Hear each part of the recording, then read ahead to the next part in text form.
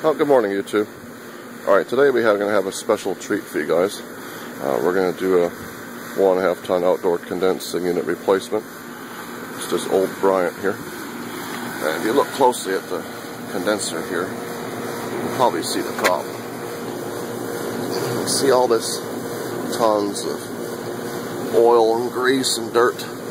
Yeah, this condenser's got lots of leaks right along down here.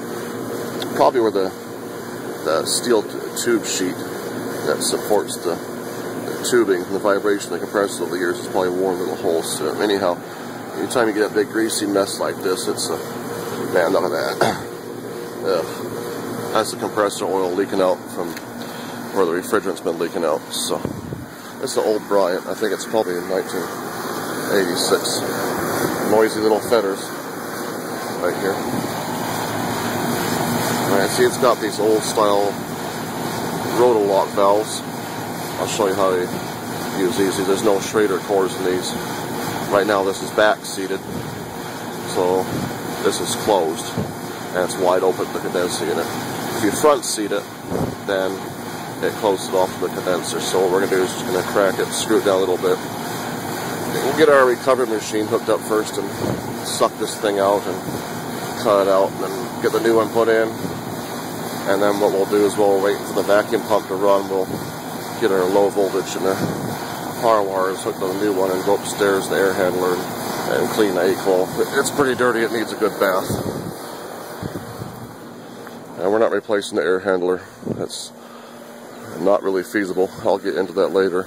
There's several reasons why. So what we're going to do with this is we're going to use a R22 dry pack 1.5 ton condenser. Now, this here's a Payne, which is the off-brand Carrier. And Carrier has Bryant, Payne, and day and night. For your old timers out there, you probably still see quite a few of those old day and night units running away.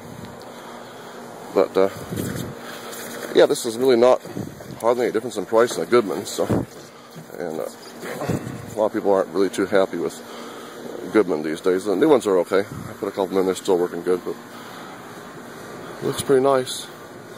The only thing I'm not liking so far is that condenser coil has a really tight fin spacing. Might be good for efficiency, but I wonder how quick that'll plug up. Well, at least it doesn't have a solid grill like Goodman. This would be fairly easy to get access to this to wash it out if it gets clogged up, but that's got to be, that looks like 20 fins per inch on that coil. Good heat transfer, but yeah, that might not take for much dirt to clog that up. So, okay, well, I'm going to shut the camera off and we'll go ahead and get this off the truck. Already got my power wire running through the laundry room window. It's plugged in next to a washing machine, and then we'll get the recovery machine set up and get that running. I'll be back in a minute.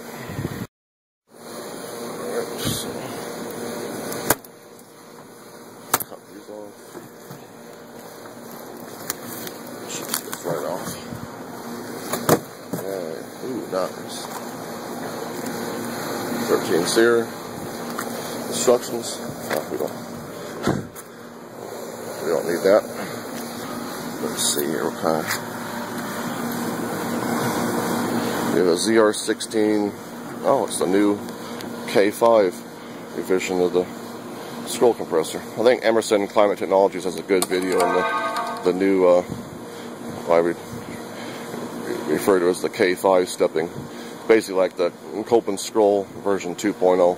It's supposed to be 20% more efficient and more reliable than the old ones. That's nice to see. I don't know if you can really read that down in there.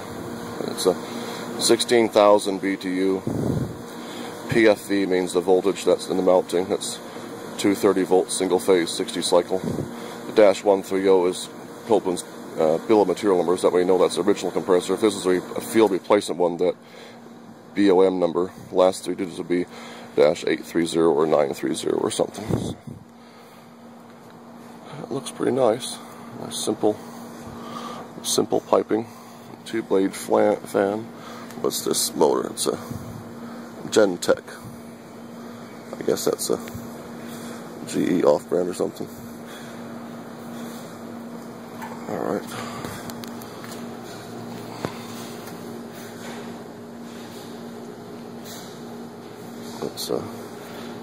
This is 3.5 6 pounds, or 1.62 kilograms R22, 18,000 BTUs. It's HRI certification, manufacturing date April 2012, brand new. There's valves. What's this in stand directions here? Let's see what this says here. Caution, this unit does not contain refrigerant, has a nitrogen holding charge. Prior to starting this unit, evacuate to 350 to 500 microns and then charge with R20 refrigerant. Okay. So this is what you do with these old style rotolog valves. They usually have caps in it. And this one's been missing for years and years. It's all full of rust in here. It might even been leaking past the stem, who knows. Or someone stole the brass, but you do is just unscrew this here. Make sure the hoses are tight. And the manifold valves are shut. You need one of these little handy tools here. I got this in the local supply store, fairly cheap. So I need this size here. Then what you do is just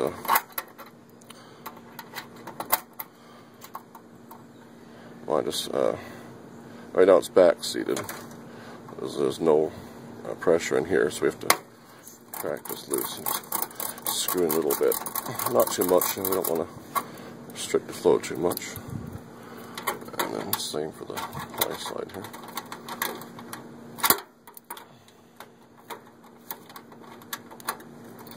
There we go.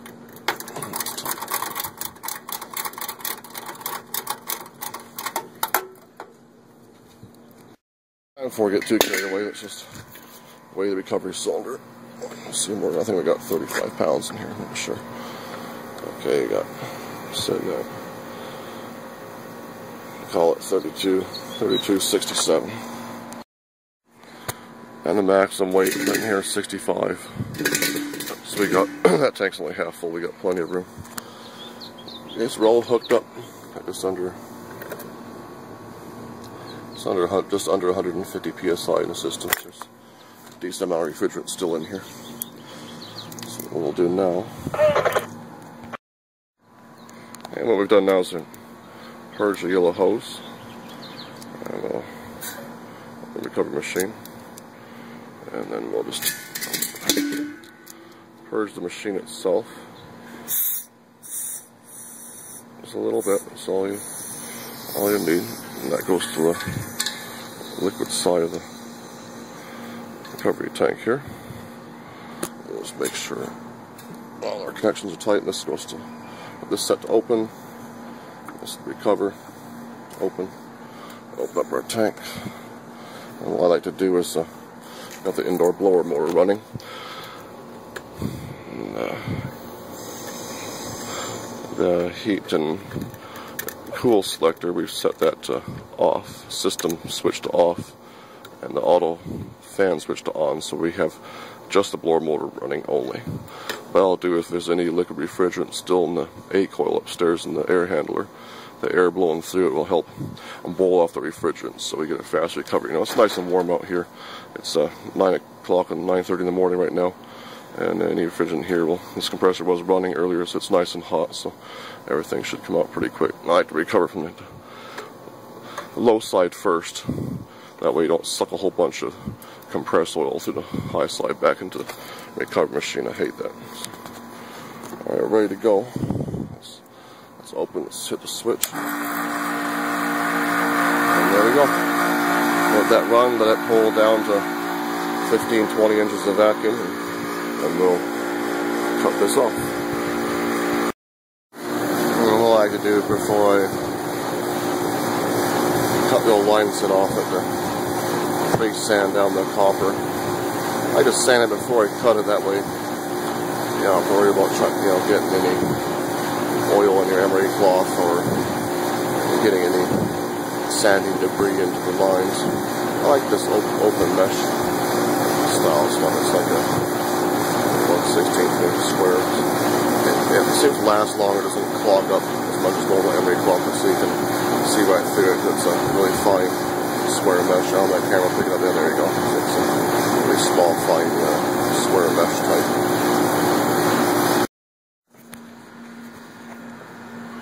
Okay, let's see what we got here. All done. So 35 centimeters. We got just a little over 3 pounds. Oh, this ugly old thing here. Not bad. Okay, so then first thing I do is take our valve cores out. I don't like to braze them with the end. These things are not very heat tolerant. It's pretty easy to get them apart. Take them out, I should say, rather. I apologize for the background noise. That Fetters is not the most quiet of a unit. It's working good. It's a little valve core. It's about as quiet as a good one.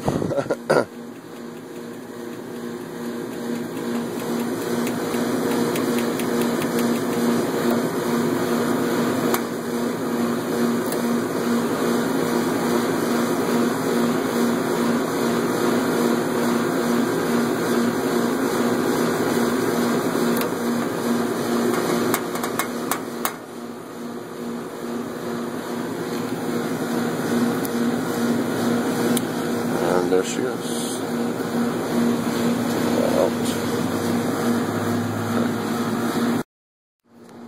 Okay, we just got done soldering up the line set and replacing the old dryer. That one in there is pretty old and nasty, so what we're going to do now is we're going to, I always open the low side one first. What we're doing here is going to let the factory shipped dry nitrogen charge out into line set and do an initial leak check. When you do this, you end up with a residual pressure of only about 20 psi. It's not really enough to do a proper leak test, but yeah, the nitrogen that comes with this thing is free, so at least you'll be able to tell if you got any gross, I call it gross leak, or big ones. Okay. And also, I had to go back to the shop, had to run into a little snag here. See, this thermostat wire has 3 wires. This is from the old original system. It's got an old GE air handler in here, and it was a dual transformer system. So what we're going to do is we're going to mount a new little 240 to 24 volt transformer. Use this screw right here, because without a separate 24 volt power supply here, not only will this unit not run, but the inside blower motor relay also runs off the power from this condensing unit. So if you go and pull the disconnect, they won't have no heat either, because the blower motor won't run. It has a transformer inside the air handler. I suppose I could take everything apart in the closet and wire it up to use the single transformer, but those old 1965, 1966 transformers probably aren't high enough volt amps to run both this contactor here, the blower motor relay, and the big contactor for the heating elements. So, be back a bit, get some. I also went ahead and put our Schrader valve cores back in first before we open these up. That way you can tell, make sure our Schrader valves are working here. That's good. Okay. Spray here. Spray. I like this stuff better than the stuff you daub on here. Go ahead and spray everything down real good. Some on my finger here and check, make sure these shaders aren't leaking. Nope. Okay. There.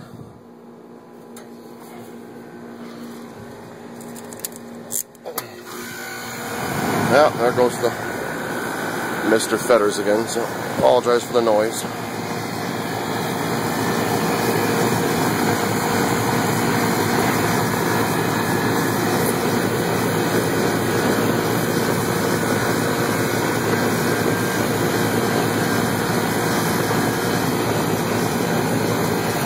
Okay. All brazing joints look good, so what we'll do now here is add some more nitrogen to the little bottle here and give it a proper pressure test. Okay, back again. What I like to do while I'm waiting on the pressure test is go ahead and get all the power wires hooked up down here. So it's been about half an hour or so. We're just sitting right exactly at 100 psi. If anything, we've gained about half a psi because it's starting to get warmer up here. Probably getting warmer up in the house too. So what we've done is mounted our 24 volt control transformer here, and use some wire connectors. We connected it to the the line side of the contactor. The red wires for 208 volts. So go ahead and cap that off. And how this works is basically all the blue wires are common. All three commons tie together. Common from the transformer, common from the thermostat, and common to the contactor. It gets all tied together. 24 volt power from your transformer goes to the red wire. White wire from the thermostat goes to the other side of the contactor. It looks a little confusing, but that's how these dual transformer systems work. You have one transformer for your condensing and one for your air handling. Okay, so what we'll go ahead and do now is we'll dump this nitrogen charge. Open that up. Right side up. Alright, now.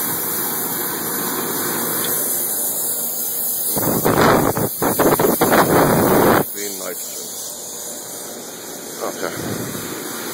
We'll get a little vacuum pump and get this thing sucking out, and while it's vacuuming, we'll go ahead and go upstairs, and I've already changed the air filter in there. It's got a brand new air filter, so go and clean that nasty a-coil out. So when we get this thing charged up, it'll work right. Okay, I'm back, guys. Alright, this is where the air filter turn air grill is here. Just gotta swing open right, and there's your filter there. So we done got the coil all nice and clean here. Yeah, it's much better. Not quite new, but it's definitely a lot better than it was. I'll append a picture, a still picture of what it looked like there. Some of the gunk fell off. I like to put a towel down here so I don't get the subfloor underneath the air handler dirty and whatnot. So let's keep your work area clean and whatnot. The condensate drains right here. Goes into the wall. That looks good. Got the vacuum pump running outside, should be almost done.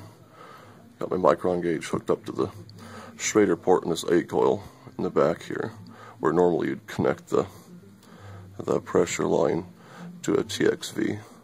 There's a little black cap you can take off, and there's a Schrader port on top of the a-coil. Sometimes it's better if you take your micron readings as far as possible away from your vacuum pump. That'll give you more of a true picture of how good of a vacuum you got. Okay, so we're done here. Put this filter back in. Take the towel up here.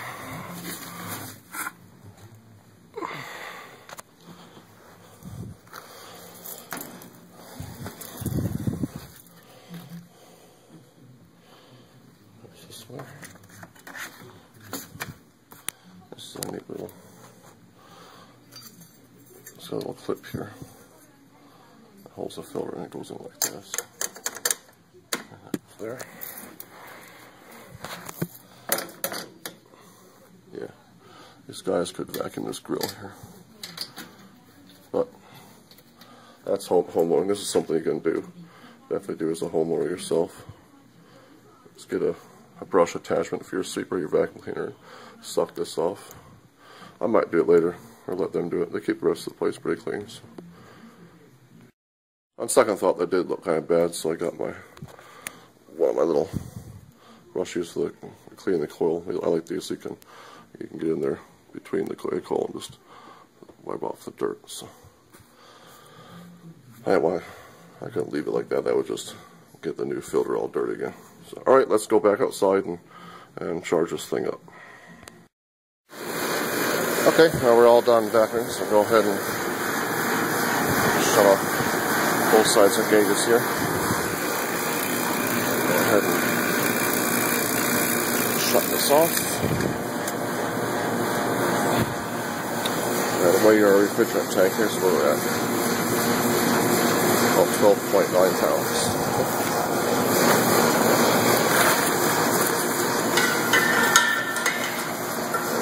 Go ahead and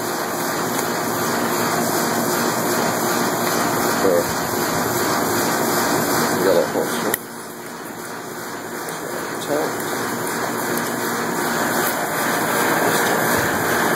Purge a little bit, purge yellow hose. Not need much, just a little. That's good right there.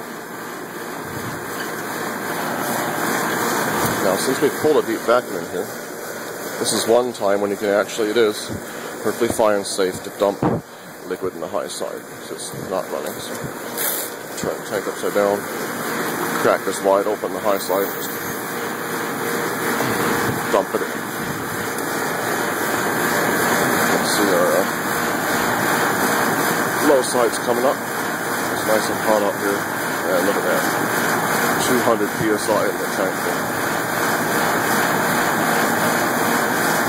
It's coming up real good and fast, and low side looks good. And so orifice or restrictors work. It's not clogged up.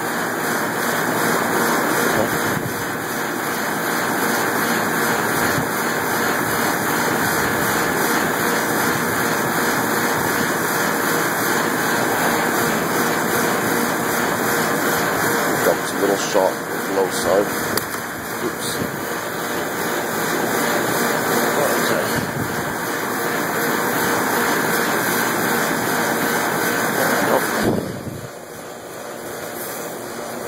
Let's see what we got here.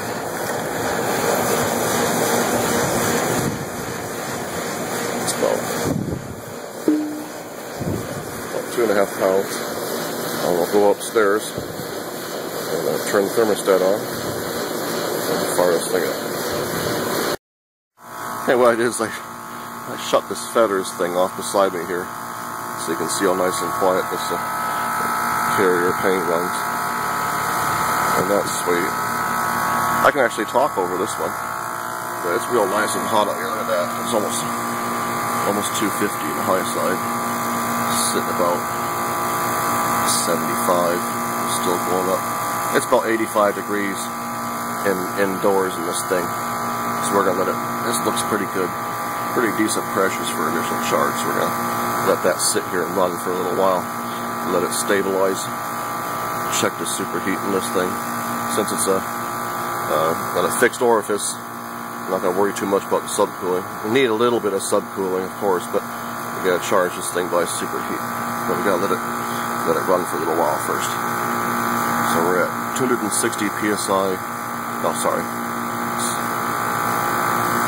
235, almost 240 high side. It's sitting around 80 psi on the suction side, so at the low side, that's a good thing we cleaned that indoor coil out. It's getting a nice, real good heat load in the evaporator coil. Okay, we'll let that run for a little bit, and turn the camera off for a few minutes. We'll be back later.